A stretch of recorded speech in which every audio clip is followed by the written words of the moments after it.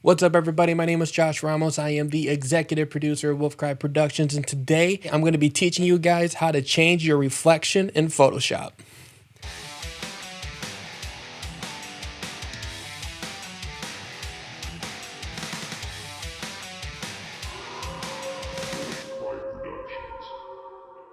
Basically, this technique is used for creative styles. I will be using it for my album cover of Live and Learn.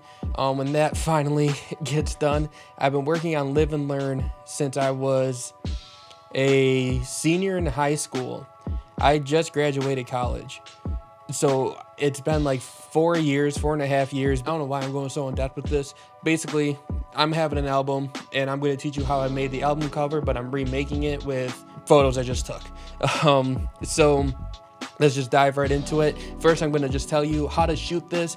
You definitely want your camera on a tripod. You do not want your camera to move at all during the process of taking these photos. And then you want to set your camera to the timer. That way you have time to jump into position, but do your best not to change the camera's position. So like if you take a picture, then you go back to look at it, make sure you do not move the camera, or just set everything up perfectly, do a couple takes, practice takes, and then once you get it stationary, just take the pictures and don't move the camera. Do not move the camera. It'll save you so much time. But yeah, so here we go. So I have two different pictures. I have me in a black hoodie and then me in a white t-shirt. This is basically what I did for the Live and Learn album. The only thing that changes is kind of like the lighting, just because I was wearing all black and I covered up some of the lights.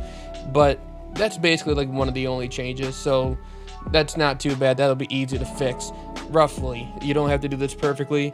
Just kind of use the lasso tool, cut out your subject. So then this way we know where the subject is. I'm actually just going to add this bottom part because I didn't move the camera, so it doesn't matter if those objects are in the same spot or not, because I know that they are. So this is just like a rough idea of where the subject is. And then now I'm going to turn off this mask, and you want this on the top. You want the reflection to be at the bottom, and you want the subject to be at the top. Okay, so cut around the reflection, and so now I can see that like right here, the arm's gonna get cut off. So you're actually gonna go ahead, you can use Alt, or I just like to select the deselect option. And then you're just gonna go in, go like this, and just make sure that the arm is not gonna get cut off. Select the quick mask mode, and then paintbrush. And then I always forget what is what. I believe white will select. Yeah, okay. So I'm just gonna go through. This is feathered a little bit. So just to not make it look like it was a perfect line, kind of just go in, and I can see right here. X is to switch up the colors. I'm gonna fix up these edges later, and I'll show you where and why. And yep, okay. So now we can go ahead, hit erase. That's how simple that is. I'm gonna actually go to the eraser tool. I'm gonna make my brush a little bit bigger. I'm gonna turn the hardness all the way down. And then those edges that I noticed, I'm just gonna go right in and then start erasing around those edges until you can no longer see them. So it actually looks like it might have been a little too dark with the reflection shot. So we can actually just go ahead, go to adjustment, brightness and contrast, and we're gonna turn the brightness up a little bit. Oop, that was too much. Oop. All right, that actually looks good right there, about 12. Cool. I love when stuff like that happens. And then now we're just gonna perfect it real quick. I'm just gonna crop it. Yeah, rule of thirds, kind of want the eyes to be there. Sure, just for the sake of the video, that looks good. And then merge them, or you can flatten the image. I just love using the camera raw filter, whether you shoot it in raw or not. It just makes it a little bit easier to do a little bit of everything instead of going through a whole bunch of different adjustments.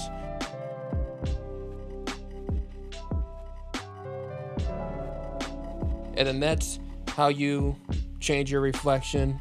Super simple, super easy, super quick. Now, this isn't the only time that you can do this. I actually used this trick a lot when I do landscape photography.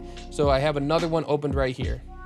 So this is Genesee River in upstate New York, and I just love this picture, but I'm not happy with how like the water looks. Like, it is calming, but not as calming as I would like it to be.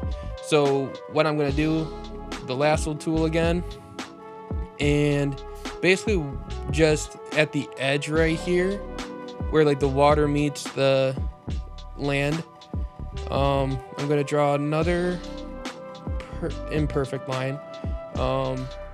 Yep, perfect box. Okay, and then now what I'm gonna do is, with this selected, do Command J. That's gonna duplicate the layer, but only with what you selected it to be. And then now what I'm gonna do is take the duplicated one, image, edit, where's it, transform, and we're gonna flip it vertically. Yep, okay. And then I'm gonna bring it down. I believe that's what I wanted to do. Yeah, okay. I always get confused with those two. All right, and so bring it down to where the water would be. Select that layer again. We're gonna turn down the opacity on it to about right there. And then again, with that eraser tool, harshness all the way down.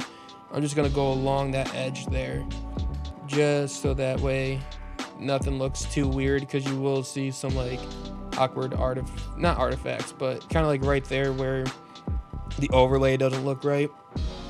And then now you have a very, very calm, clean water that makes it feel a little nicer compared to that. So yeah, so you can use this technique for many, many different things. But yeah, that's it, guys. I hope you found that helpful. If you did, please leave a like down below. If you have any questions, go ahead, leave a comment. I'll make sure to answer it, or maybe make a video about it. Check out some of my other work. I do some music production and some video editing tips. And yeah, I still don't have a cliche saying to do at the end of my outros. And that's probably because I film a crap ton of these in one day, and I don't really have time to think about one. But next week's Wolf Cry Wednesday, it's going to be a special one, so really look into that one, because you guys can kind of see how far I've grown. But yeah, I'm excited for that one. But yeah, that's it, guys. Thank you.